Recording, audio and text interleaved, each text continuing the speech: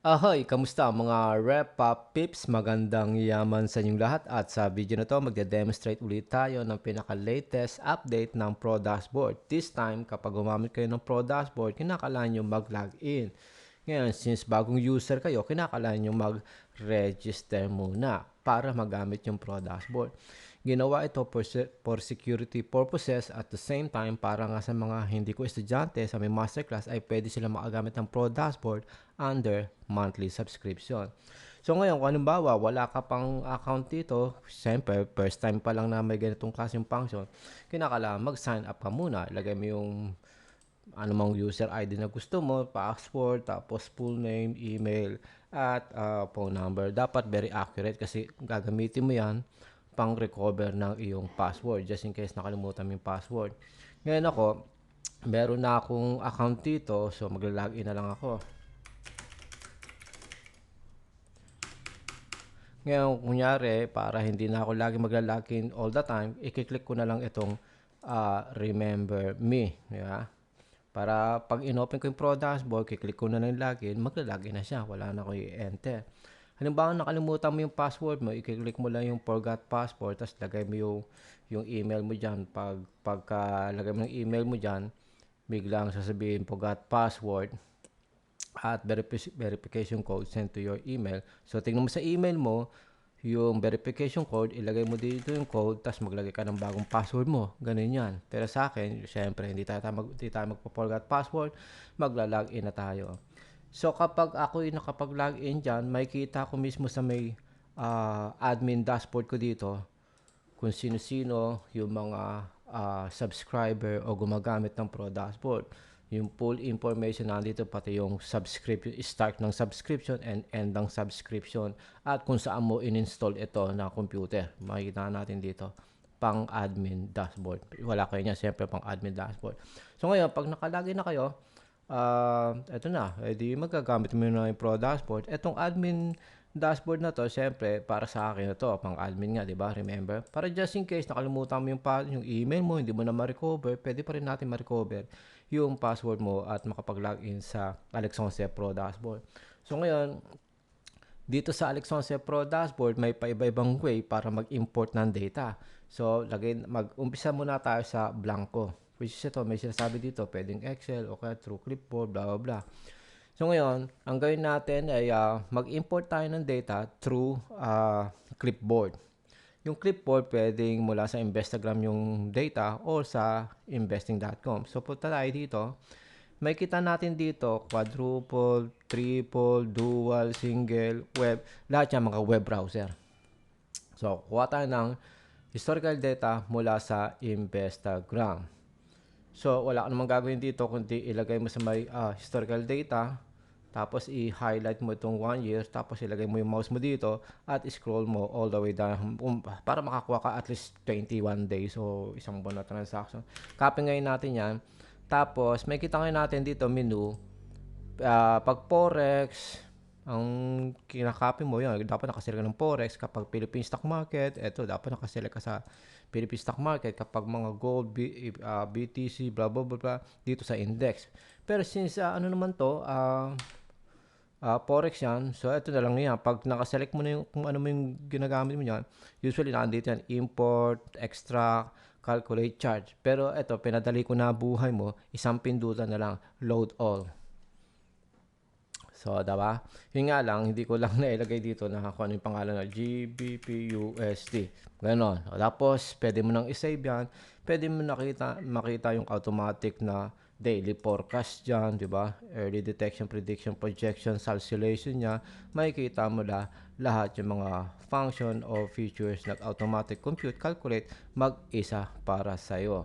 Di ba? Mga ganyan. Mga pan-technical analysis. Makikita mo na, di ba? Yan, automatic. So, yan, di ba? Nandiyan yung mga TA and everything katulad nito, pinaka-masterpiece ng early detection, prediction, projection, forecasting mag-isa niya. Parang ano, kung halimbawa hindi ka pa marunong mag-forecast, mag-isa mo, mag-detect, predict, project, sa pamagitan ng Alex 11 Pro Dashboard, magagawa mo ng matimingan whatever set na market na iyong binabanatan. Mas mapapagplanuhan mo na. So ngayon, yun yung method number 1 through clipboard na kinuha natin sa investing Investagram. Doon naman tayo sa may investing.com. Ito, ignore nyo lang to kapag nag-ano nyo kasi parang kalimutan ko na dapat kung walang data dito, hindi dapat magko-compute calculate yan. Nagko-compute kasi siya kahit wala naman data, di ba? Pero dito wala, wala. Dito lang, nagko-compute. Dapat malagyan ko ng code yan para ma-bypass yan. So ngayon, punta tayo ulit sa may website na to o sa web pala na to. Tapos, punta naman tayo ng investing.com. Dito naman tayo kukuha ng historical data. Yung diskarte, ganito naman. I-highlight mo yung salitang 52 weeks at pag-scroll mo all the way down, ganyan ka magka-copy. Tapos, click mo itong Excel. Tapos, ito na, investing. Kung Investagram ka, dito ka. Kung investing.com ka, dito ka. So, itong ganyan. Okay, so, na-import niya na. Yun nga lang, manually ilalagay yung pangalan na gold. Mga ganon, di ba? Pero, yun pa rin yun. Ayun na nga, automatic detect, predict, project, forecast mag-isa niya, blah, blah, blah, blah. Nag-TA na siya mag-isa para sa'yo. Ayun yun, di ba? So, ngayon, yun yung dalawang way para mag-import ng data dito. Ganun lang kadali. Usually, dati, kinakalan, copy mo muna dito, tapos i-open mo muna yung Excel, tapos, pagka-open mo ng Excel, gagawin mo naman, tapos mo i-open yung Excel ay i-import mo, blah blah blah. So ito naman yung through Excel, which is ito standard to eh. Kunyari meron ka nang na-save na data, mag-import tayo. Hanapin natin yung data. So meron tayong historical data gamit yung investing.com o yung Investagram. So dito tayo kunyari sa investing.com, yung Excel file. Makikita natin ito yung Excel file niyan, di ba? Dito. Pero maganda yata dito natin open yan. So, pag in-open mo ngayon yan, ang gagawin mo lang naman kasi dyan, ika-copy and paste mo lang yung historical data na kinuha mo sa Investagram o kaya sa investing.com. Katulad niya, kung mula sa investing.com, i-paste mo dito yung pang isang buwan na transaction, tapos automatic dito na ngayon yan at mako-compute na ng Pro Dashboard ko yan. So, ngayon na to, tayo, import tayo. So, i-click natin teka, nagko-compute, import na tayo, di ba? Import, tapos extract, then calculate, and then chart. So, yun yun. Yun nga lang, lalagyan mo ng pangalan ng manually. Gold, di ba? Ngayon, meron din na ibang idea kung paano mag-import ng data, which is, ang gagawin mo naman, ay pupunta ka dito sa MetaTrader 5. Tapos, pupunta ka dito sa pwedeng i-click mo yung CTRLU. Tapos, hanapin mo yung gusto mong makuha ang historical data katulad nito under derivatives. Hanapin natin dito yung sa may spot metal, micro, at ito yung gold. So, pag naandyan na ngayon tayo, pupunta tayo sa under tab ng bars. Tapos, lalagay natin yung tick dito ng daily. Tapos, ito, mag-start na tayo kung hanggang anong panahon mo gustong kunin yung data. Kunyari, gusto ko kunin yung data ng mga ganitong klaseng panahon. Halimbawa lang, yan, mga ganyan. Tapos, hanggang dito, tapos request. Pero usually, up to 21 days lang kinakailangan. Pag nagawa mo na ngayon yan, export bar, tapos lagyan mo na ng pangalan, blah, blah. Tapos, yung, sample data, empty. Yung na-save mong data na ngayon yun, ika-copy, paste mo sa saan ba yung sample sinilagay natin? Sample data. Saan ba natin nilagay yan? Ito. Pagka-open mo ngayon ito, open natin dito sa yan. Pagka-open mo, ipe-paste mo doon. Dapat pala ginawa natin through lang pala, dito lang pala sa notepad. Pagka-copy mo, ito na ngayon yan, pagka mo ganyan, i-copy mo lang yan. Pag na-copy mo na ngayon yan, pupuntahan mo ngayon yung template ng pang MT5. Ito, meron tayong MT5 na template. MT5 template. Open natin na to. Okay. So, na-copy na natin doon sa may text file na yon. So, wala na tayong gagawin kundi ipe-paste na lang yung data. Di ba? Hindi pala to. Iba pala itong natin. Dito yata tayo. yata yun. So, may matagal naman mag-open nito. Dito natin open sa Excel libre Tingnan na kasi So, usually dito mo yan, hindi pala dyan eh. Dito natin ipe-paste yun. Diba? Pe-paste mong ganyan. Pag na-paste mo na ngayon, magka-automatic, mag-automatic ng magre-register yun dyan. Tapos, yun na, pwede mo nang i-import dito. Pwedeng ganon. Historical data mula sa MT5 o kaya historical data mula sa website ng Investagram o investing.com. Ngayon, yung isa naman na way para mag-import ng data, yung totally malinis, gagawin mo lang naman dito sa box na to mismo. Maglagay ka lang ng kahit anong klaseng kahit anong klaseng symbol. Kunyari, Bank of America, di ba?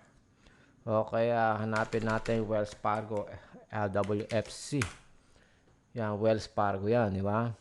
O, tapos, Nvidia. Mga US stock market. Mga US stock market yan. Ngayon, pwedeng XRP, which is crypto, di ba? O, pwede nating BTC. Hanapin natin yung Doge. Yeah, o pag kinakailangan malaman mo yung saktong pangalan or whatever.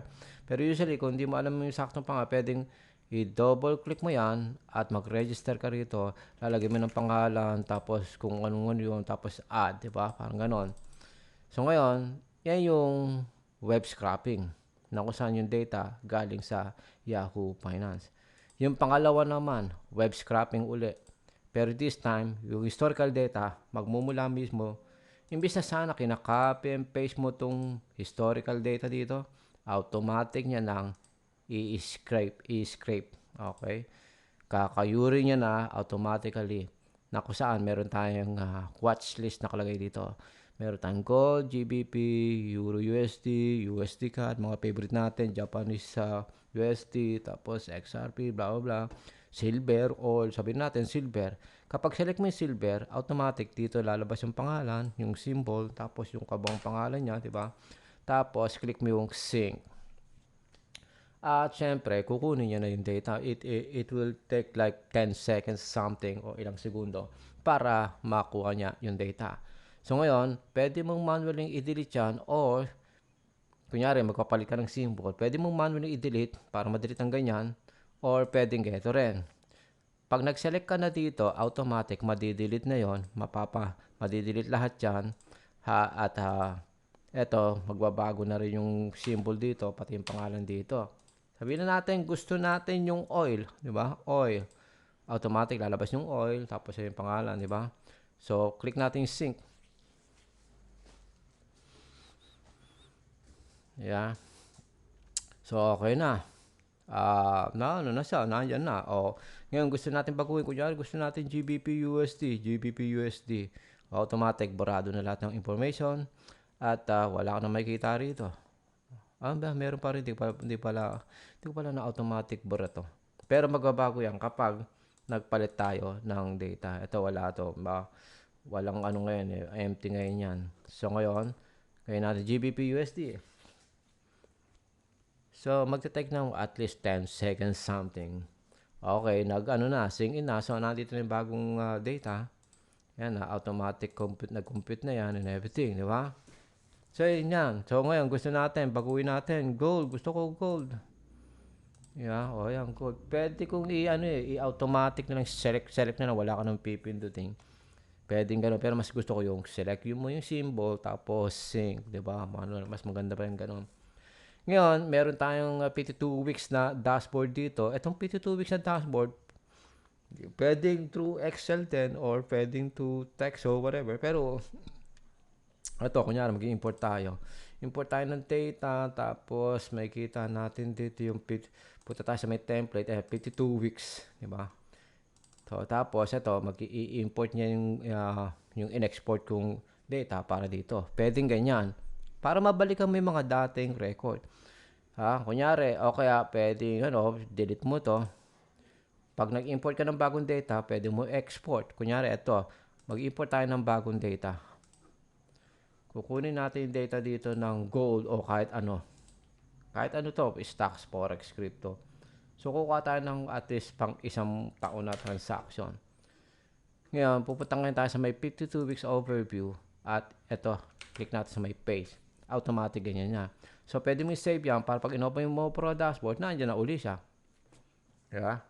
Tapos yan, connected yan dito. Hindi magkukompute ng matinuto kung wala pa laman yung pro dashboard at kung wala pa laman itong 52 weeks overview. Double click natin to. Yan, nag-automatic compute na, di ba? Connected yan, ito. Teka, ano ba ito? Ito, connected dito sa 52 weeks. Ngayon, nakaganyan ka na. So, ano mo to, export. O, lagay natin. 52, gawin natin, 52 week overview, July 29, 2026. Diba? I-make sure mo na sana sinave mo sa 52 weeks overview na template. Tapos, save. So, save nyo yan. Hintay lang natin. Yan, export and whatever. So, delete uli natin. Import uli natin. Yung kakaano lang natin. 52 weeks sa July 20. Eto. Tingnan natin kung mababasa niya ang matino. Nabasa niya ng matino. Di ba? Ngayon, na nga. Pwedeng, pag nakuha mo yung historical data dito, ng pang 12, makakopy mo lang yan. Di ba? Hindi ka na mag-excel. At pindutin mo yung 52 weeks overview. Click mo lang yung paste. At yun nga, save mo para the next na nag-open ka ng pro dashboard, nandiyan na yan. O kaya, the next na mag-open ka ng bagong dashboard, kasi dashboard number 1 to 5 yan. So, dito tayo sa dashboard number 2. So, may kita ngayon natin na andito na yan. Automatic nakasave na yan dito. I-calculate mo lang dito. Ay, hindi pala. Ba't hindi ganun? Dapat automatic na ano na yun dito Hindi na save. Dapat na save yan So, ngayon natin, balik ulit tayo dito. Dapat na save to Kung malaman ba't hindi, na-save ko na to Tingnan natin. Dapat lalabas din yan doon. Yes. Dapat lalabas yan dito. Ayan Okay. Hindi gagana as long as wala pang laman dito. Dapat may laman ito. So, gagana yan pag may laman na ito. So, calculate ulit natin. Di ba? Pag wala naman yung product, hindi gagana yan. So, ngayon, yung isang bagong features dito, mas lalo natin in-enhance, improve yung So, pwede natin i-hide, show. Pwede natin i-hide edge dito. Pwede tayong click dito or pwede dito. At pwede tayong magkaroon ng sidebar dito o sub-sidebar, which is ito. Sub-sidebar, pwede nating ganyan, di ba? Pero di pa ako masyadong tapos na kung ano yung gusto ko ilagay dyan. Marami pa akong pwedeng ilagay dyan. Ganyan. Di ba? So, usually yan, naandito lang din yan. Di ba? May shortcut tayo dyan. Tapos kung ano. Ngayon, gusto natin, eto kasi, for the future update ito. Ito rin yan. Nandito, di ba? So, gusto natin ng chart layout na ganito. Pwede rin. Magawin natin chart layout. Pwede ganyan. Double click mo to. Double click para lumaki. Double click. Double click. Di ba? Ito, hindi na double click. Pero meron tayong OHLC dito. Ngayon, kung ayaw mo na ganyan, which is yung mas maganda, ganito kung tutusin yung chart layout number 1. Yeah. So, yun yan. Tapos, meron tayong dito KPI. Di ba? Recent MA5 na transaction. Pag kumpara mo sa MA20. Tapos, ito nga, another calculator ito. O whatever. Kung ano pag-compute yan. Which is sinuturo ko lahat yan sa Alex Honce Online Masterclass.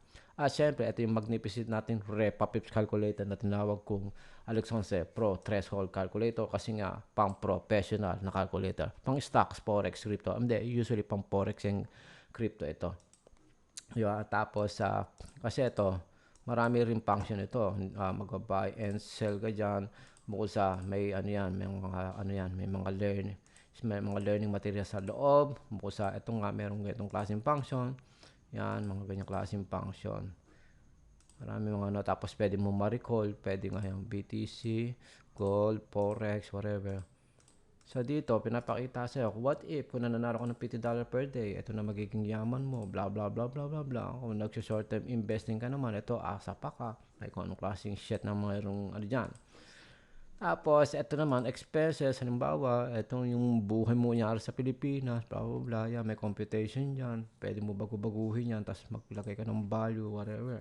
Di ba? Tapos, yung pinaka-latest na in-update ko dito, ito, yung portfolio manager o account ledger. Na kung saan itong account ledger, kapag nag-select ka dito, automatic lalabas yung mga data dito. Yeah, kung saan yung meron kang trade o ni-record. Yeah, wala. Dito, wala. Dito meron, yeah. So, makikita nga natin, automatic magko-compute yan.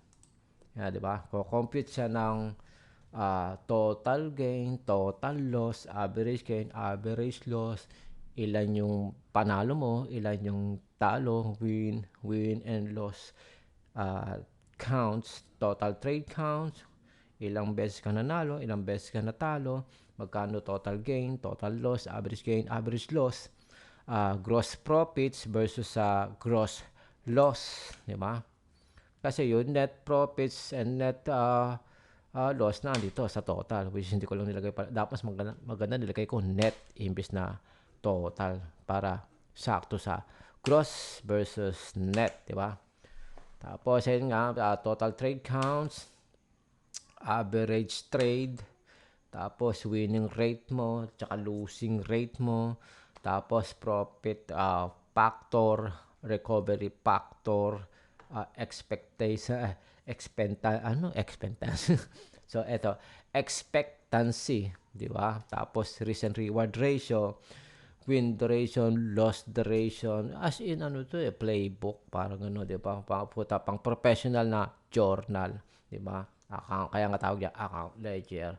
Tapos largest win mo, largest losses mo, best days and worst days mo, consecutive wins and consecutive losses, 'di ba? Magkakasunod na panalo, magkakasunod na talo, whatever. Tapos ito, automatic makikita natin yan. Ngayon kapag nagkunyari, nag-add tayo ng bagong trade, mag-automatic ano yan dito. Tapos magko-compute yan. Ngayon, kung halimbawa magtatangkal halimbawa tayo, nanalo tayo, natalo tayo, automatic magko-compute yan. Ultimo yung chart, automatic mag-update yan. Di ba? Tapos ito nga, pwede tayo ngayon, pwede tayo maglagay ng manual date dito, ganyan, or pwedeng i-manually mo ng ganyan. So, makikita natin, pag nag-select ako ng date dito, magbabago din date yan, di ba? Halimbawa, gusto kong mag-trade sa geto, whatever, mag-example ako, gusto kong LGBP, o kaya gold, di ba? Gold ang pangalan, gold. Ay, magsa-sell short ako. 1, 2, 3. Tapos, okay, talo ka. Tapos, may babae lang tayo. Tapos, magsa-sell short ulit tayo.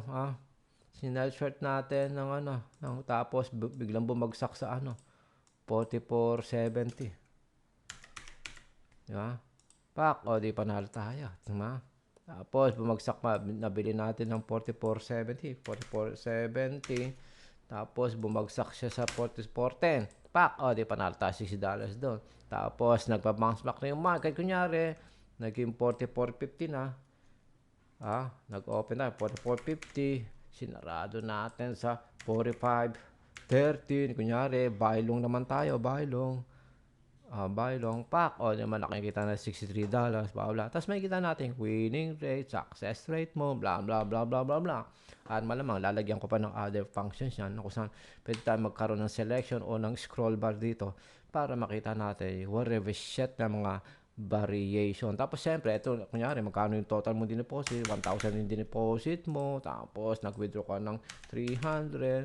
So, sumatotal, sasabihin, lahat ng total mong dineposit, lahat ng withdraw mo, kung magkano na ng balance mo, total profits mo dito, or loss, at yung grand total, ang ganda nitong account ledger under Alex 11 Pro Dashboard. So, ito, exclusively available sa Alex 11 Online Masterclass.